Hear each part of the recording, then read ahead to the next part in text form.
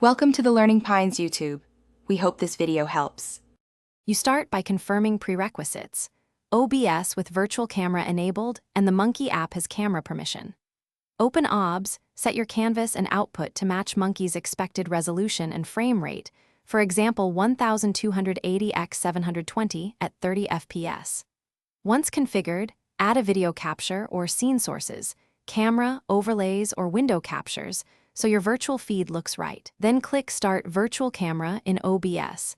This action creates a system camera device that Monkey can select. Now switch to Monkey and open the app's camera or streaming settings. Select the OBS virtual camera from the camera dropdown so Monkey receives OBS output.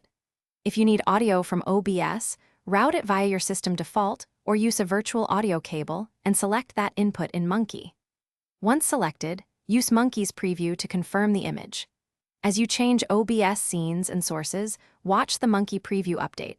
This confirms the bridge is live. Adjust OBS bitrate and resolution if you see lag or quality issues. Finish by doing a final check.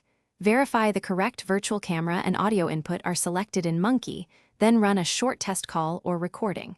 If the feed is blank, stop and restart the OBS virtual camera, restart Monkey, or reboot the OS to clear locks. Also confirm no other app is using the camera and check privacy permissions. If performance falters, lower OBS encoding settings or enable hardware acceleration. This reduces CPU usage and stabilizes the virtual camera stream for Monkey. Thanks for watching. Consider subscribing if we helped you.